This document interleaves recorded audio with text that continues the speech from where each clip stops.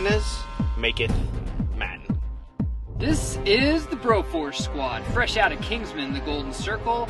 And to be honest, if we knew we were going to die, we would still buy some pot from Julianne Moore because she's hot as shit. Hell yeah. We're doing our non-spoiler review with our 5 criteria: acting, story, best scene, impacts on pop culture. Instead of rewatchability, we'll just tell you if you should go watch it. So first, acting and cast. Jeff, I'll throw it to you. All right, we know the returning characters. Taron Egerton, Colin Firth, Mark Strong, some of the other Kingsmen. Let me just sing a few praises here. So Taron Egerton, you know what you're getting. He knows how to play Eggsy. Colin Firth, there's a few wrinkles with his character you'll like. I got to get down on my knees and bow at the temple of Mark Strong. This guy brings the charisma and Merlin in this role, and he has an awesome through line that we did not really get to see much character development in the first one. Last thing I'll touch on before tossing it to you, Geiger. Halle Berry. Quick question.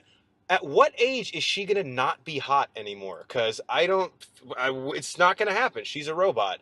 She doesn't have a lot to do in this movie, but she was a nice addition, and especially the Statesman contingent, which we'll get to later. She did a good job holding up her end of the bargain. So some fun newcomers, and the old guys, they know what they're doing in these roles. Before I take it, let's double team one, because in real life we'd love to double team this chick. Julianne Moore. She is hot as hell in this movie, and I fell in love with her because she's the craziest bitch I've ever met. But she's, like, nice about it, which is, like, it's awesome. I felt like I was watching porn the whole time, but at the end I didn't have to delete my history, so my wife didn't see it because I was in the theater. She did a fantastic job in this as the villain.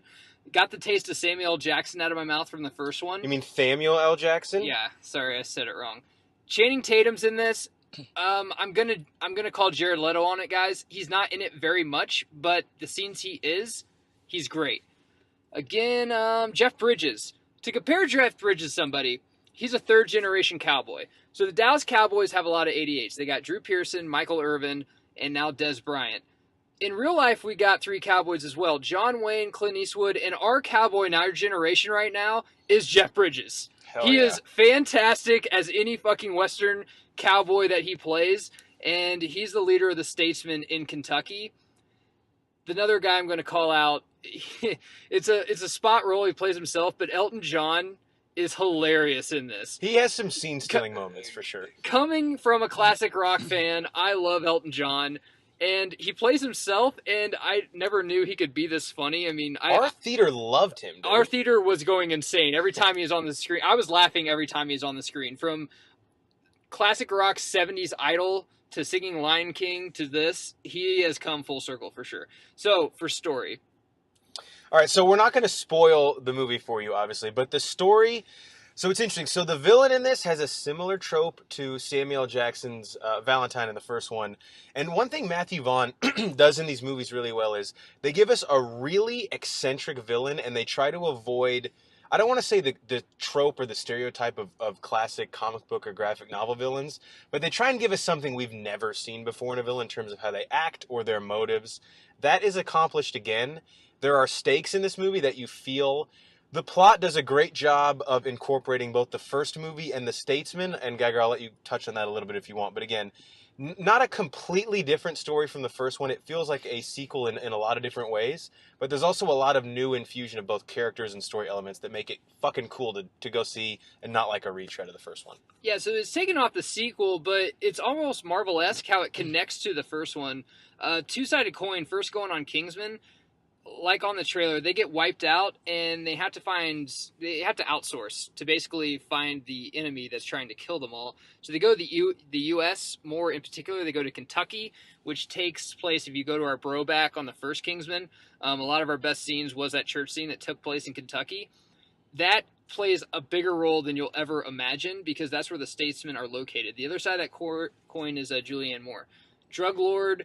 Basically, she's trying to Joker from the first Batman, Jack Nicholson, like using drugs to like basically take over the human race and kind of wipe out a lot of them. Because she knows we love to smoke pot. Yeah, honestly, it would work. Of course, they have an antidote in this, and I don't want to spoil anything, but if we bought pot and we actually were given the antidote, we'd probably just go buy pot I'd again. do it again. We like pot. Fool me thrice, shame on who cares. So going to the best scene, and we're going to tiptoe around this because both of our best scenes take place in the latter half of the movie. I'm going to go first. No, you go first because your scene takes place before mine. So my scene involves the song "Country Road" by John Denver and Mark Strong's character. It was an awesome scene. Our theater was super. We had a great theater. Theater experience. We talk about that sometimes, but a great theater experience. Yeah, they kicked ass. So if you were at our theater at the AMC tonight, great fucking work, guys.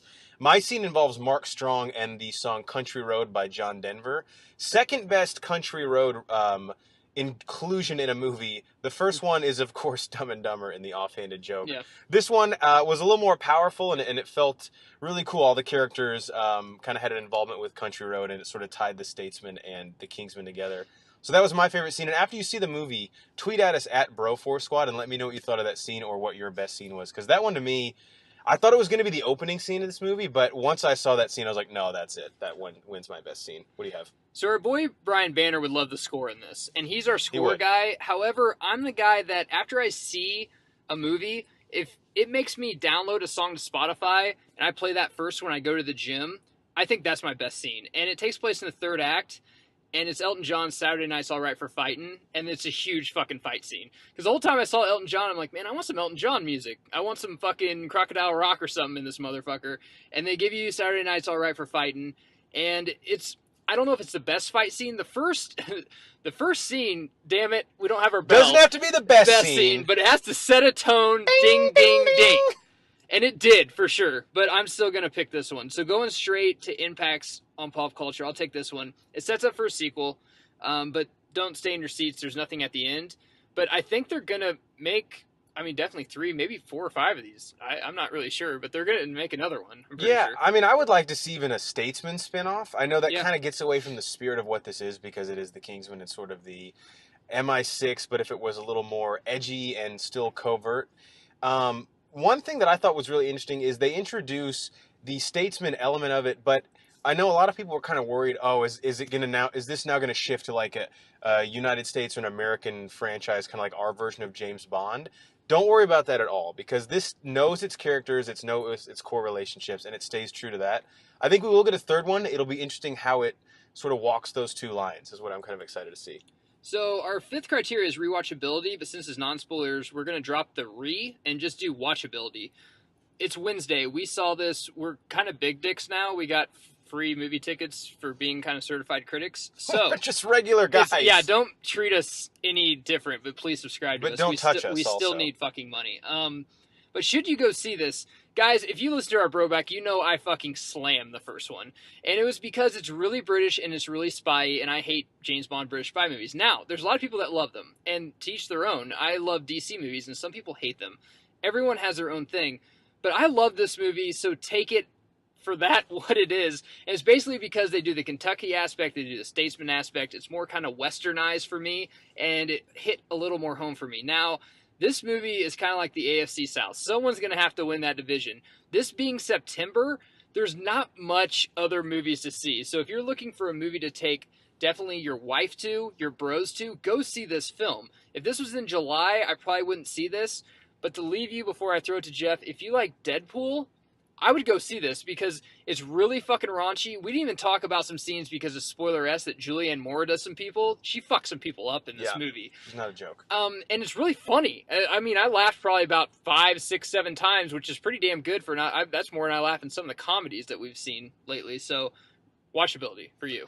Yeah, so I did not like it as much as the first one. I was a pretty big fan of the first one. Now, having said that, I think origin stories are always more compelling just because you're learning about a character and there's so much more growth that happens.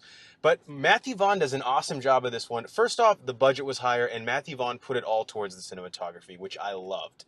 The dude knows how to shoot an action scene in a unique way in this, like, I don't know if it is one shot that he does it all in, but that's what it fucking looks like. Very unique directing style. There are 3 or 4 scenes that look like the church scene in the original one, which alone I think is worth going to see because it's a really fun movie.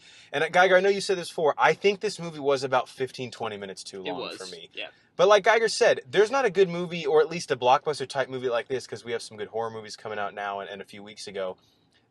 If you want to go see a movie now, this is the movie you got to fucking see, and it will be for the next 2 or 3 weeks. So I think I would say go see this. Don't expect it to be as good as the first one. It's pretty different, but it also has the spirit and the feel of the original. So I'm interested to hear what you guys think, but I would say go watch it. Yeah, comment what you guys think, because honestly it's split, guys. We agree on movies because we're all best friends, but we don't agree on this one. The first one I did not like.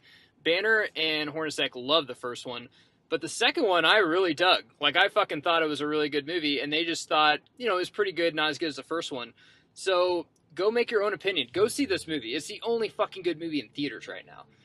We've been the Bro4 Squad. Check us out. Bro4Squad.com. That's our website. We got blogs up there. We got the Bro4 Squad Hall of Fame. Go out there and check out all of that. You can also check out everything on Twitter at Bro4 Squad. Subscribe to us on YouTube and iTunes so you don't miss any of our content. Until then, we'll see you later. Rockin' man, burning on his views of here alone.